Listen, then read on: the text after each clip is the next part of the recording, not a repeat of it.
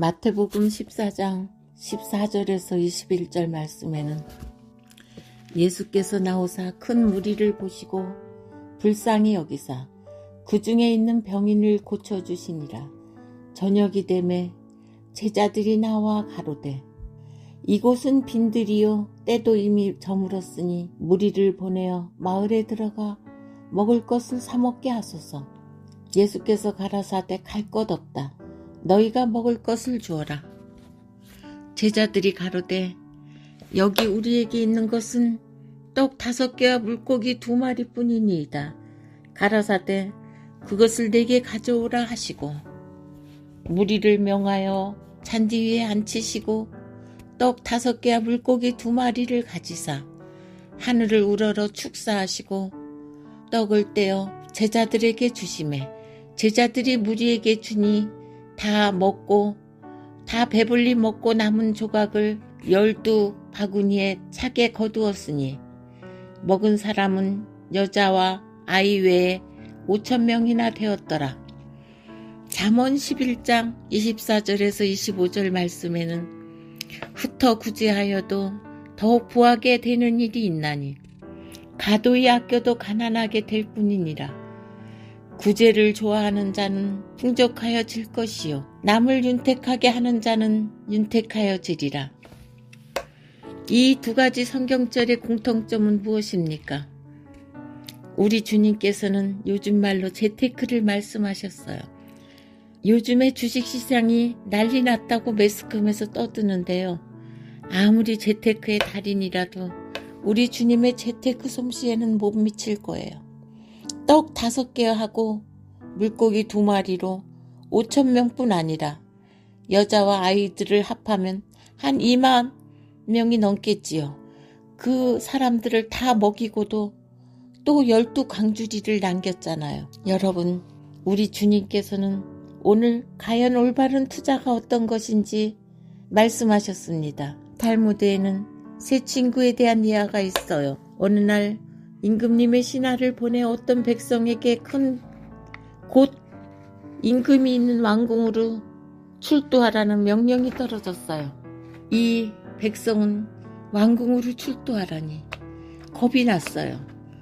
자신은 가까이에서는 또 임금님을 본 적도 없고 자신과는 아무 상관도 없는 궁중으로의 출두라니 혹시 내가 무슨 잘못이라도 했나 하는 걱정과 두려움으로 그는 함께 할 사람이 필요했어요. 그는 그의 가장 친한 친구의 모습을 떠올리며 그 친구라면 나를 위해서 어떤 곳이라도 동행해 주리라는 바람이 생겼어요. 그는 그 친구 집을 찾아갔어요.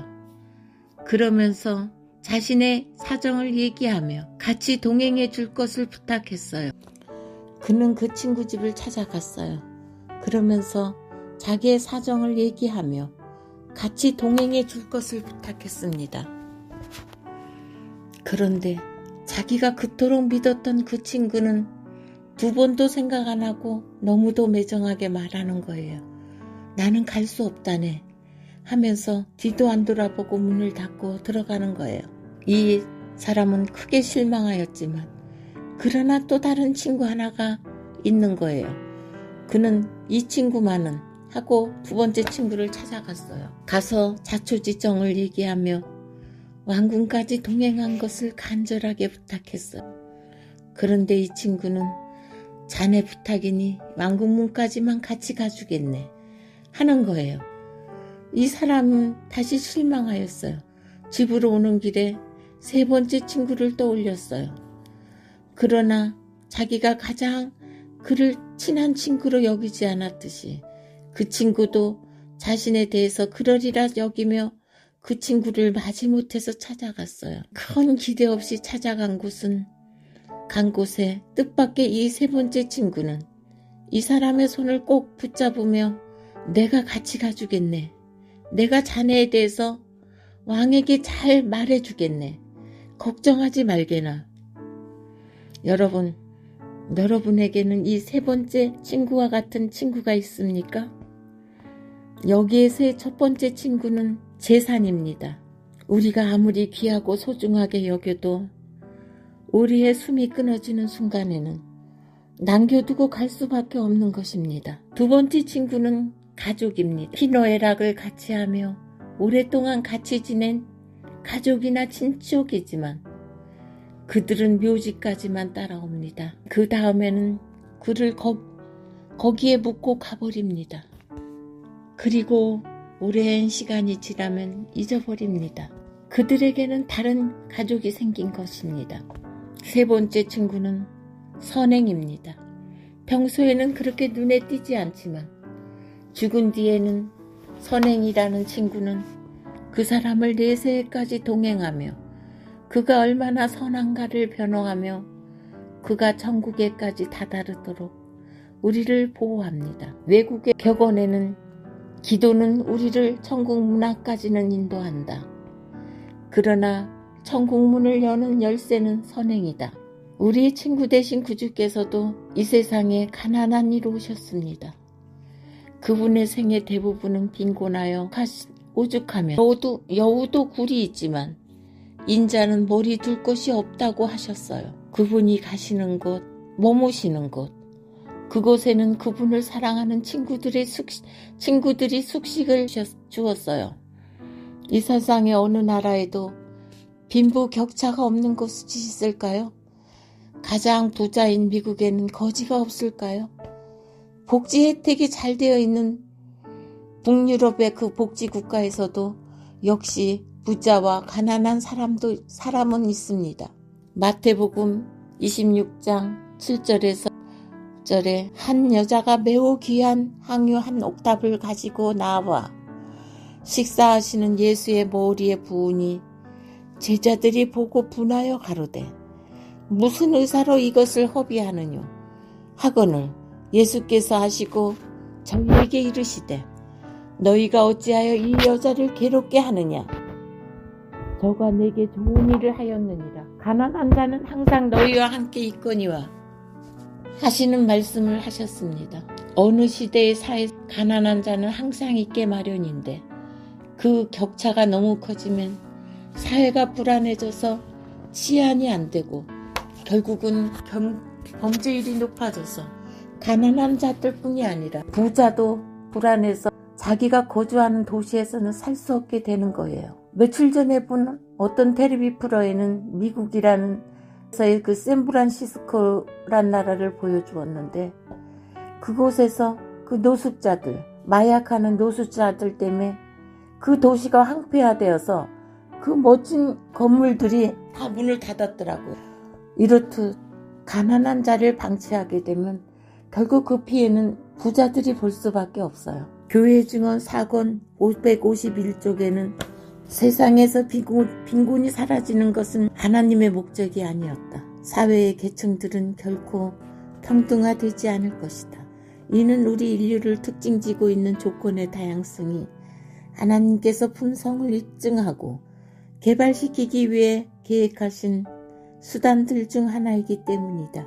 그리스도께서는 항상 가난한 사람들이 있을 것이라고 말씀하셨다. 부한 자들과 마찬가지로 가난한 자들은 그분의 피로 사신 자들이다. 그리고 대부분의 경우 그분을 쫓는다고 공언하는 자들 가운데서 전자는 일편단심으로 그분을 섬기는 반면에 후자는 끊임없이 그들의 애정을 그들의 세상적인 보물들에 단단히 묶어매며 그리스도는 잊혀진 바 된다. 이생의 염려와 부에 대한 욕심이 영원한 세계의 영광을 가려버린다. 라는 말씀을 주셨어요. 하나님은 공산주의 이론같이 똑같이 평등하게 살게 하진 않으셨어요. 하지만 그분께서는 과도한 빈부격차가 나는 것도 원하지 않으셨어요. 좀 더 가난한 계층의 사람들에게 절망과 자포자기의 감정을 갖게 만들어 사회를 타락시키고 각종 범죄의 문호를 열 것이기 때문이에요. 해서 구약의 안식년 제도와 희년 제도를 주셔서 어쩔 수 없이 가난하게 된 사람에게 재산을 다시 돌려줌으로 부한 자들과 가난한 자들의 형평을 고르게 하시곤 하셨답니다. 불교에서의 석가는 왕궁의 왕자의 신분으로 태어났지만 우리 예수님께서는 왕궁이 아닌 가장 가난한 모습으로 우리에게 오셨습니다. 그분의 생애 대부분은 빈곤으로 인하여 정규 교육조차 받지 못하셨고 유년 시절조차도 아버지 요셉을 도와 일을 하지 않으면 안 되었어요. 그분이 가시는 곳, 머무시는 곳, 모든 곳에는 그분을 사랑하는 사람들의 후원이 있었어요. 마르다의 집에 머무셨고 삭개오의 집에 머무셨고 그분은 많은 것을 여러 사람에게 받으셨어요. 죽음 후에도 부자 요셉의 후원이 있었기에 새 무덤에 장사될 수 있으셨지요. 주님께서는 받으시기만 하셨을까요? 그분은 그들의 호의를 받으심으로 그들에게 더 많은 것으로 갚아주셨어요. 나사로는 죽음에서 부활하는 경험을 하고 마르다의 동생 마리아는 귀신을 쫓아내는 것뿐 아니라 더 큰 용서와 구원을 선물 받았지요. 요셉은 자기를 위해 새로 판 무덤을 주님께 양보함으로써 그의 이름은 영원히 복된 이름으로 기억될 수 있었어요. 주님께서는 많은 것을 도움받으셨고 주님께서는 모든 것을 나눠주셨어요. 당신의 생명조차도 당신과 나를 위해 기꺼이 주셨답니다. 누가복음 6장 38절에는 주라 그리하면 너희에게 줄 것이요 곧 후히 되어 누르고 흔들어 넘치도록 하여 너희에게 안겨주리라 라는 약속의 말씀을 하셨어요. 나누라는 말씀은 가난한 자들만을 위한 제도일까요? 아닙니다. 오히려 우리가 가진 잔에 조금 남은 것을 비용으로 해서 더욱 좋고 값진 것으로 가득 채워주시라는 언약의 말씀입니다. 여기에서의 유명한 작곡가 맨델스존의 가게에 대한 얘기입니다. 그의 조부는 할아버지죠. 그 할아버지가 젊을 때 어느 파티에 초대되어 참석했는데 그곳에서 그는 아름다운 아가씨를 보고 반하게 되었어요. 그 아가씨는 어찌나 아름다운지 쳐다보기조차 어려울 지경이었어요. 그곳에 참석한 많은 남성들이 이 아가씨에게 관심을 갖게 되었지요. 이 남자는 그 아가씨에게 용기를 내어 프로포즈를 하였답니다. 근데 이 아가씨는 이 남자를 끔찍히도 싫어했어요. 그 남자의 모습은 등이 굽은 곱추의 모습이었으니까요. 여러분 곱추 아세요? 요새는 곱추를 가진 사람을 잘 못 봤는데 우리 어릴 적만 해도 곱추 병명을 가진 분이 간간히 있었어요. 곱추가 나오는 그 유명한 뮤지컬이나 영화에 보면 노트르담의 곱추가 나오잖아요. 이게 등이 이렇게 펄뚝하게 나오고 제대로 성장을 하지 못한 사람들의 모습이에요. 그런데 이 남자가 여자에게 하는 말이 있어요. 난 당신을 이 세상에 태어나기 훨씬 전에 이미 당신을 사랑했습니다. 하나님은 내가 세상에 태어나기 전에 당신을 내게 보여주셨어요. 세월이 한참 지난 후에 만날 내 아내이다 하는 거예요. 그런데 내가 본 그대의 모습은 얼굴이 아름답지도 못했고 등이 굽은 곱추의 모습이었어요. 해서 난 슬펐어요. 그래서 하나님께 간청했답니다. 아내가 이런 모습으로 살아간다는 것은 너무 가혹합니다. 차라리 제 아내의 모습과 제 모습을 바꾸어 주세요. 하나님께서는 제 간청을 들어주셔서 저는 이런 모습으로 당신은 그런 아름다운 모습으로 태어나게 하셨습니다. 그리고 마침내 우리는 오늘 만난 것이고요.